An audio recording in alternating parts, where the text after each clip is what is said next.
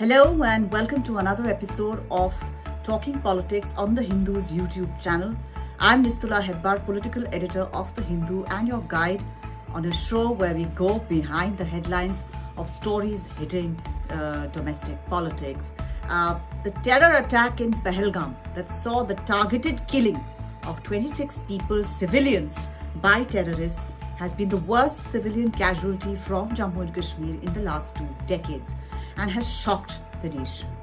India announced some measures like cancellation of visas to Pakistani nationals and the putting in abeyance of the Indus Water Treaty, among other measures, and with Prime Minister Narendra Modi vowing before the people of India at a public rally in Bihar that he will track the terrorists and pursue them to the ends of the earth.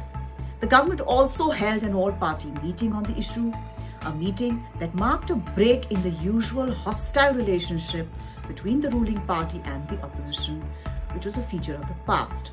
The examination of what went down in that meeting and what it means for the polity is the subject of this week's Talking Politics.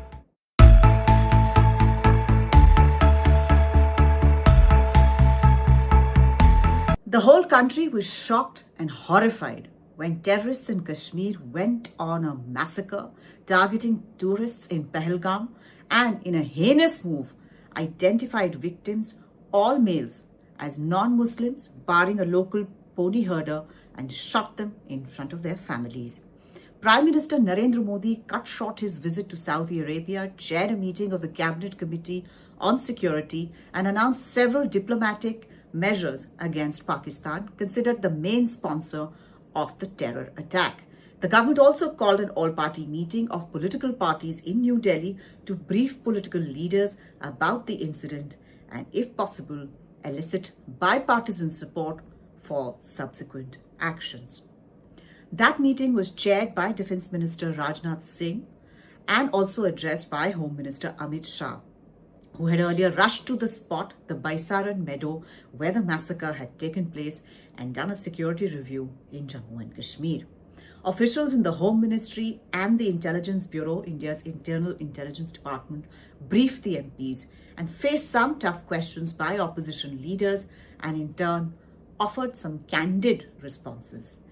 Parliamentary Affairs Minister Kiren Rijiju, at the conclusion of the 2-hour meeting, said on record that the IB and Home Ministry officials briefed the all-party on how the incidents took place and where the lapses had occurred. He further said that the Baisaran meadow, where the incident occurred, is away from the main road and accessibility was only by foot or by pony. He said that it took 2.5 hours to reach there. Now, Congress President Mallikarjun Kharge, while expressing full support for the government for any action that it took in the interest of the country, asked for an inquiry into the incident.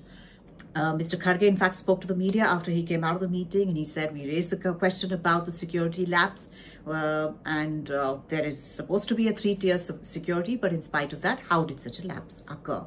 According to again, opposition sources, Union Home Minister Amit Shah informed that the Baisaran meadow, where the incident occurred, was opened for the tourists without police permission, and in 2 days, more than 1,000 visitors were brought there.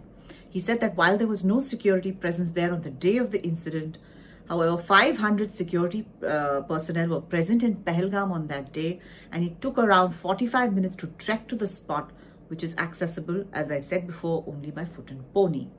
Leader of the opposition, Rahul Gandhi, reportedly remarked that it was a glaring security failure and it was astonishing that thousands of people were roaming in an area without knowledge of the police. He's learned to have said that it was sheer luck that more people were not killed. He also came out and spoke to the media, and he said very clearly that whatever the government was going to be doing in future in terms of taking some kind of retaliatory action against the sponsors of terror of Pakistan, that the opposition, at least his party, was completely united behind the government. So we see already that the tough grilling that happened inside the parliamentary party, the our party meeting, was not reflected in public statements that came out after the briefing got over. According to sources, BJP ally Telugu Desam Party Lok Sabha MP Lavu Sri Krishna Devarayalu asked if by putting the 1960 Indus Waters Treaty in abeyance, the government was setting a precedent. He said that do we have a contingency plan if China takes a similar measure on the Brahmaputra? He is reported to have asked. Now, while this tough questioning did take place at the meeting, the overarching sentiment across party lines was also of unity and support for any action taken by the government in response to the terror attack. In the words of one MP who attended the meeting, and he spoke to me, questions that needed to be asked were, answers that were provided were also candid and open. Whatever everyone had to say was said, an opportunity was given for everybody to speak, and support was issued in a spirit of unity. In fact, earlier when the all-party meeting was called, only party leaders of parties that have 5 or more MPs in Parliament were to be invited. AIMIM leader Asaduddin Owaisi raised an objection to that. He wanted to attend the all-party meeting. He said that single-member parties also should be invited. They also could have important things to say on this issue.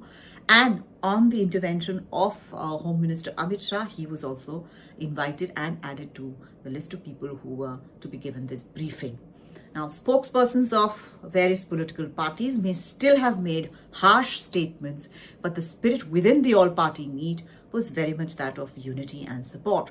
The government also positively engaged with concerns over security lapses, which was also appreciated. In this, the Pahalgam incident marks a departure in terms of the political response to the Uri and the Balakot airstrike that followed the terror attacks in Pulwama. This was, I think, early 2019. The death of innocent civilians, the horror of what witnesses and relatives of victims revealed, and the fact that victims hailed from across the country, from Kerala to Arunachal Pradesh, had unified the country and even opposed political parties in grief.